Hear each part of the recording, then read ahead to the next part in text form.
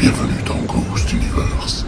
Ce soir, je vais vous raconter l'histoire d'un poème maudit qui peut vous mener au suicide si vous le lisez à haute voix. Cette légende urbaine japonaise fait référence à un poème du nom de l'enfer de Tomino. Ce poème fut écrit par Yomota Inuiko et publié dans un recueil nommé Le cœur est comme une roche qui roule. Le poème fut également publié dans une collection de poèmes publiée par Saizo Yaso en 1919. Il est difficile de savoir comment sont nées les rumeurs entourant cet ouvrage, mais la croyance veut que celui ou celle qui le récite à haute voix soit victime d'un terrible accident ou d'un suicide.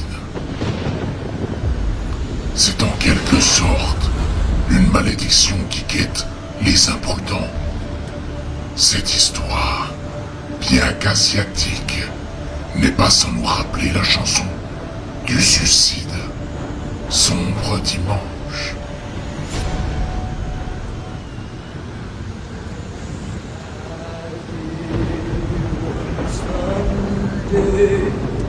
I waited and waited with flowers in my arms for the dream I'd created.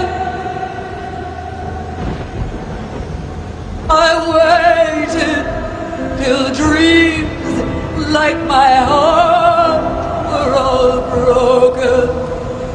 The flowers were all dead, and the words were unspoken.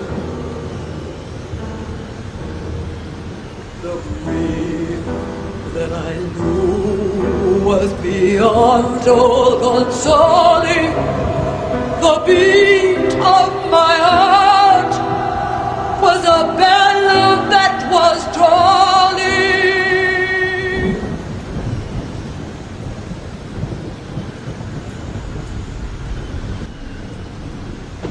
Cette chanson dépressive, qui est reconnue pour avoir causé un grand nombre de suicides. Apparemment, l'histoire de ce poème traite de la damnation d'un jeune garçon pour avoir commis des actes indescriptibles. Yasu, le poète japonais dont il est question ici, était un professeur d'université et a vécu en France pendant un certain temps. Il fit des études à Sorbonne et son travail est influencé par les poètes français. Bien que le travail ultérieur de Saijo était principalement des lectures pour les enfants, certains de ses poèmes sont remplis de symboles étranges et de jeux de mots qui sont un peu troublant pour les plus courageux ou insouciants d'entre vous. J'ai pris la liberté de faire une adaptation francophone de ce poème maudit. Le voici. Sa sœur aînée vomit du sang, sa petite sœur vomit du feu, et Tomino vomit des joyaux. Tomino plonge seul au fond du puits des âmes, enveloppé de ténèbres où nulle fleur n'éclot. Ne serait-ce pas sa grande sœur, que l'on bat à coups de fouet? Comme tout ce vermillon est préoccupant. Les coups pleuvent, mais le jonc jamais ne sort. La longue route sombre des 9 sources l'entraîne en direction du manoir des ombres. Le mouton d'or, le gai rossignol. Je me demande ce qu'il a mis dans son cartable, en prévision de son périple souterrain. Le printemps est arrivé dans les bois et les vallées, et même jusqu'aux 7 vallées de l'obscur labyrinthe. Le rossignol dans la cage, le mouton dans le fourgon. Que de larmes dans tes yeux, petit Tomino. chante beau rossignol, vers le bois, sous la pluie. Hurle comme te manque ta petite sœur. L'écho de tes pleurs résonnera à travers l'enfer.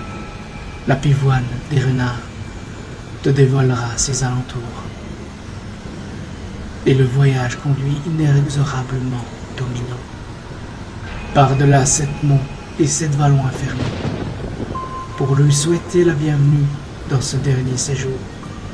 Les aiguilles qui tapissent le monde écoutant et déchiquetèrent la chair en menus lambeaux tracent la route du tout petit Tomino.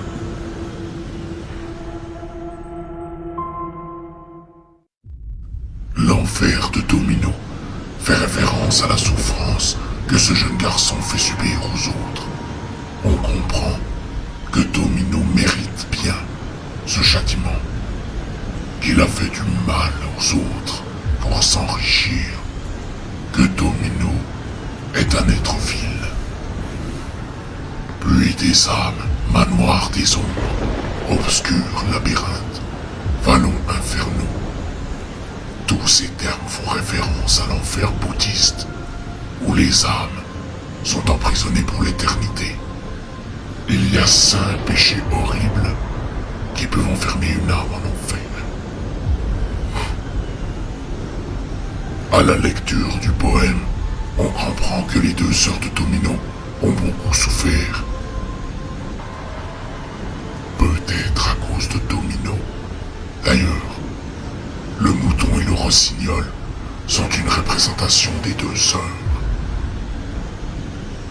Il semblerait que l'auteur du poème l'ait écrite à la suite de la mort de sa sœur ou de son père et y ait mis des symboles forts pour montrer sa détresse émotionnelle en comparant la culpabilité de son survivant à un voyage en enfer. De ce poème glaçant et glauque est née une légende urbaine qui dit qu'il ne faut jamais le lire à haute voix sous peine d'une mort proche. Alors, quel est votre avis sur cet étrange poème? Aurez-vous le courage de le lire à haute voix chez vous, seul dans le noir? N'oublie pas de t'abonner à la chaîne et de mettre un like si cette vidéo t'a plu. Quant à moi, je me retourne dans l'ombre. Mais je reviens bientôt pour un nouvel épisode.